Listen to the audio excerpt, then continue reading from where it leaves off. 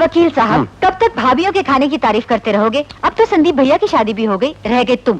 अब जल्दी से अपने लिए कोई बीवी ढूंढ लो, फिर देखना कितना सुख मिलता है तुम्हें। मेरी तरफ से पूरी तैयारी भाभी, उसी कोशिश में भी लगाओ, कोई ना कोई तो मिल ही जाएगी भाभी। घर में कोई है? कौन है? नमस्ते मैडम। नमस्ते। किसे मिलना है? मिलना नहीं, आपको सोप, साड़ी, परफ्यूम, ट्रांजिस्टर चाहिए? नहीं, हमें नहीं चाहिए। देखिए तो सही, सब विलायती माल है, विलायती। याद ले क्या में देखिए। तुम और यहाँ? अरे आप? अच्छा, तो अब ये धंधा शुरू कर दिया? अरे गुरु, सब ठीक है ना? हाँ ठीक है। उस दिन तुम्हें बचाते बचाते हम पिट गए और अब पूछ रही हो सब ठीक है? ये ठीक है कौन है? भाभी, इस ठीक के पीछे बहुत लंबी कहानी है। हेलो प्रकाश। हाँ रंजीत, क्या हो रहा है? बस यार कुछ नहीं। अरे तुम? हेलो इंस्पेक्टर गुरु। झूठी गवाही देना बंद कर दिया क्या? आप यहाँ कैसे? ये मेरा घर है। ये आपका घर है? तब तो मैं चलती हूँ। रंजीत, तुम इसे जानते हो? हाँ, अच्छी तरह जानता हूँ। कैसे? अंबेडकर रोड पर झूठी गवाही देने के लिए। झूठी गवाही? ये क्या कह रहे शांति? ये क्या कह रहे? मेरी समझ में कुछ नहीं आ रहा। मेरी समझ में कुछ नहीं आ रहा। अच्छा गुरु, जब वक्त मिले तो मेरे घर पर आइए। अंबेडकर रोड पर है, मकान नंबर 400/20। 400/20 नहीं, 420। स्मगल सामान बेचना जुर्म है, थाने चलो। थाने? जाने दो ना रंजीत, बेचारी पेट भरने के लिए करती होगी। अरे लता, ये बहुत पहुंची हुई चीज है। भीख मांगने में उस्ताद, पत्ते लगाने में माहिर, गिरगिट की तरह रंग बदल बदल के रोज लोगों को टकती फिरती है। ये पैसों के लिए कुछ भी कर सकती है। एक बेबस बेसहारा लड़की की बेइज्जती करना कोई बहादुरी नहीं है इंस्पेक्टर साहब। मैं भी एक शरीफ खानदान की एक शरीफ लड़की हूँ। हाँ, पकड़े गए तो चोर, नहीं तो साहूकार। शरीफ लड़कियां वो सब नहीं करती फिरती जो तुम कर रही हो। इसके पीछे एक दर्द भरी कहानी है, बदले की भावना है।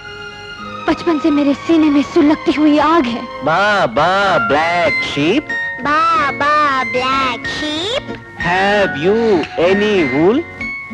बोलो। Have you any wool? Good, और एक बार बोलो।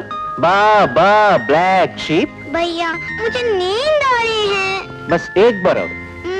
नींद आ रही है भैया। अच्छा, तो जाके सो जाओ। Good night. Good night.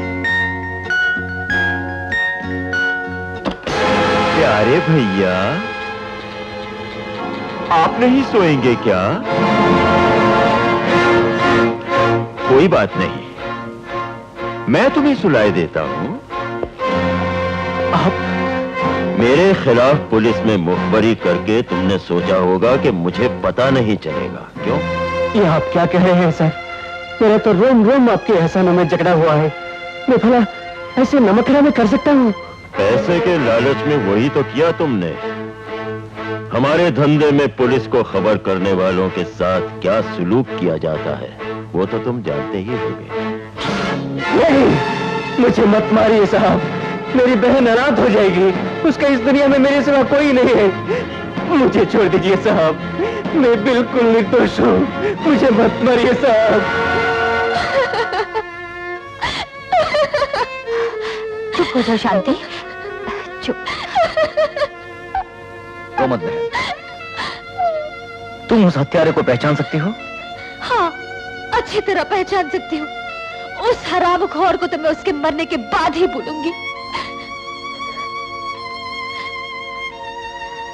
ये है वो कुत्ता।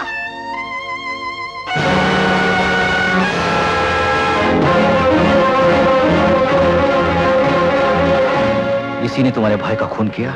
हाँ, इसी कुत्ते ने। ये जहां भी होगा मैं इसे छोड़ूंगा नहीं। आज से तुम यही रहो बहन, तुम्हें इधर उधर भटकने की जरूरत नहीं। इसी को अपना घर समझो। हाँ हाँ, तुम इसे ही अपना घर समझो।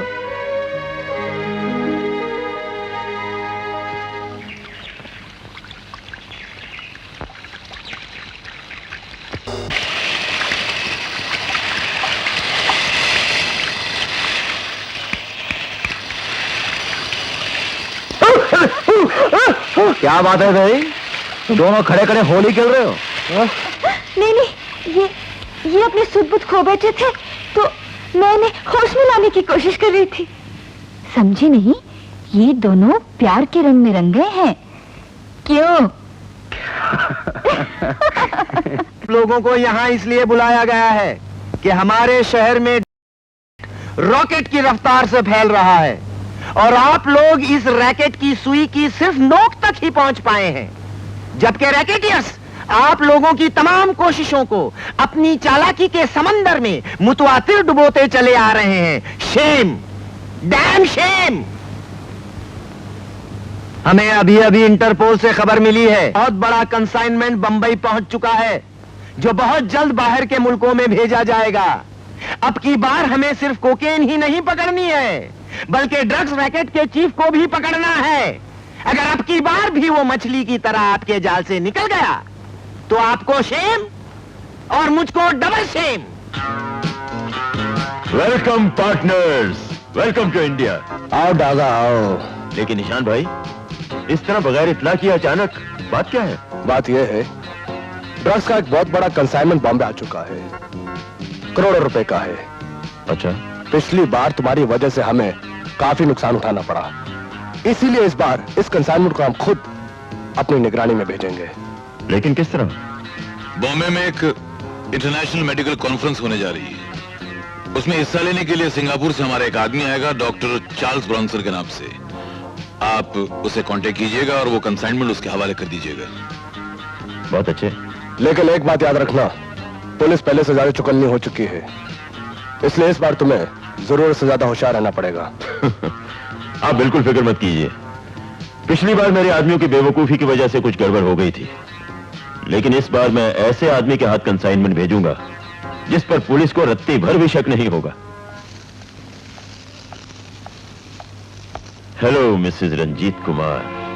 हेलो। आप ये मत पूछिएगा कि मैं कौन हूं और आपको कैसे जानता हूं, लेकिन इस वक्त मैं आपके जरिए डॉक्टर संदीप कुमार को एक मैसेज देना चाहता हूं। कहिए। उनसे कहिए कि आज रात 10 बजे पनवेल में लक्ष्मी फार्म पर वो मुझे मिले, और अगर वो वहां नहीं आए तो आपके रेप का वीडियो कैसेट आपके पति देव तक पहुंचा दिया जाएगा।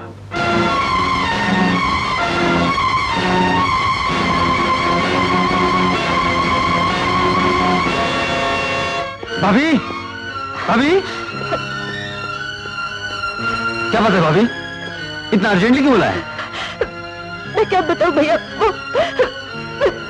मैं उस दिन मर क्यों नहीं गई? अरे नहीं, इस तरह रोते नहीं भाभी, बताओ तो सही, हुआ क्या है? भैया, मैं तो समझी थी वो राज तुम्हारे और मेरे सिवा कोई नहीं जानता, लेकिन वो और कौन जानता है?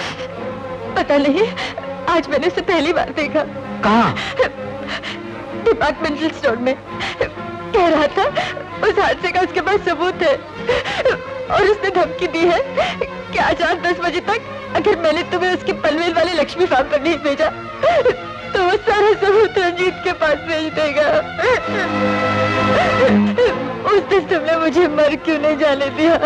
मुझे मर क्यों नहीं जाने दिया? तुम फिक्र मत करो भाभी, मैं उससे जरूर जाकर मिलूंगा और इस झगड़े को हमेशा के लिए निपटा के आऊंगा। नहीं भैया, मेरे लिए अपनी जान खतरे में मत डालो। घबराओ मत, मुझे कुछ नहीं होगा, लेकिन तुम कोई उल्टी सीधी बात सोचने मत लगना, समझी?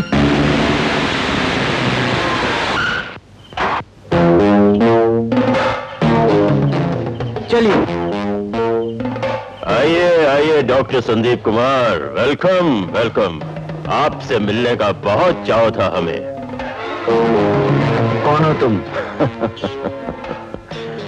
मैं कौन हूं आपको ये जानना जरूरी नहीं है, बल्कि आपको ये जानना जरूरी है कि मैंने आपको यहाँ किस लिए बुलाया है। किस लिए बुलाया? आपका मनोरंजन करने के लिए बुलाया है। ए बिच्छू, डॉक्टर साहब को जरा वो कैसेट तो दिखाओ। Yes sir.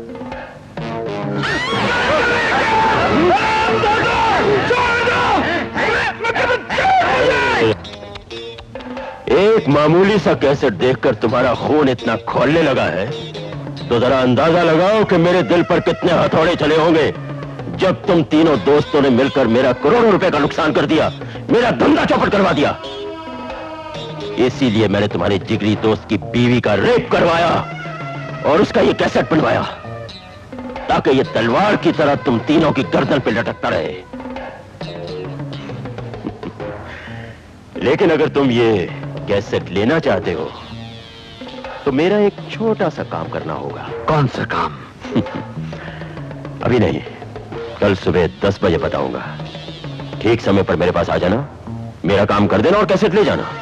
लेकिन हाँ, एक बात का ख्याल रहे कि हमारी इस दोनों की मुलाकात का किसी तीसरे को पता नहीं चलना चाहिए, वरना। अरे रेखा, तुम अभी तक सोई नहीं? कहाँ रह गए थे? मैंने तो घबरा कर 50 जगह टेलीफोन कर डाला। कहाँ चले गए थे? एक इमरजेंसी आ गई थी, जरा दूर जाना पड़ा।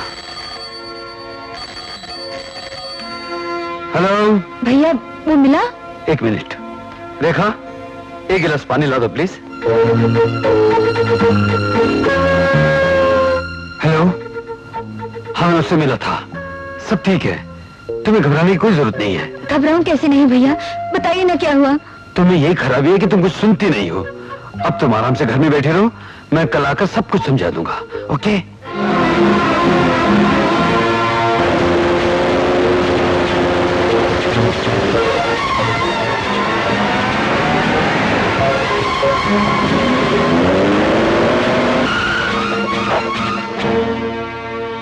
चलिए।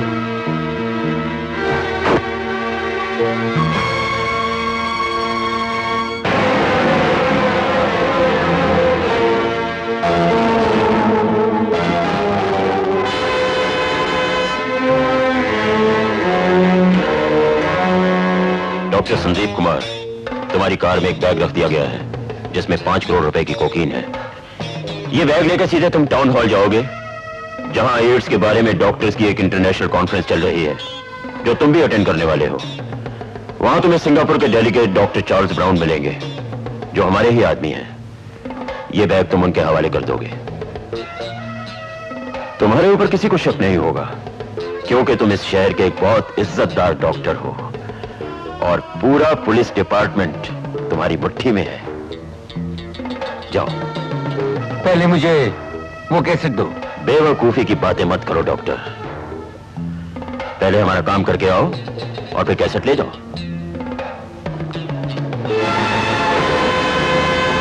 ये डायनामाइट है हरामजादे, ये इतनी ताकतवर है कि इसके फटते ये भी नहीं पता चलेगा कि ये बिल्डिंग यहां पर थी या नहीं। अगर ये इस हालत में भी मेरे हाथ से गिर गई तो भी ये फट जाएगी। अपने कुत्तों से कहें कि वो अपने हथियार फेंक दे, जल्दी। फेंको फेंको, हथियार फेंको जल्दी से। वो कैसेट मेरे हवाले करो, वरना मैं तो मरूंगा ही, साथ में तुम सबकी धज्जियां उड़ जाएंगी। लाओ, वो कैसेट मेरे हवाले कर दो, जल्दी।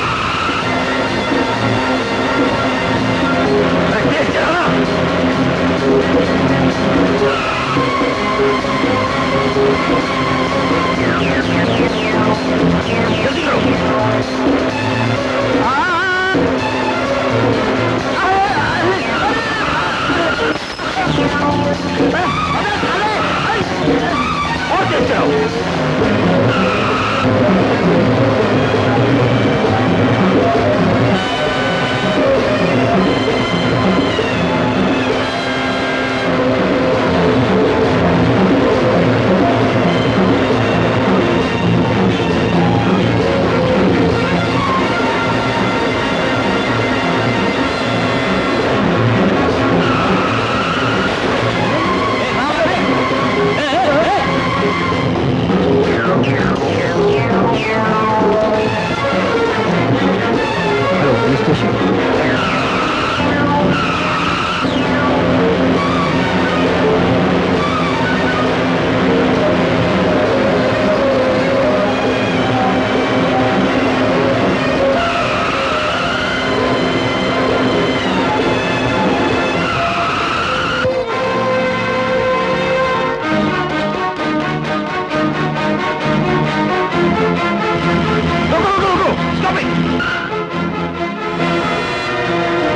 वापस चलो वापस।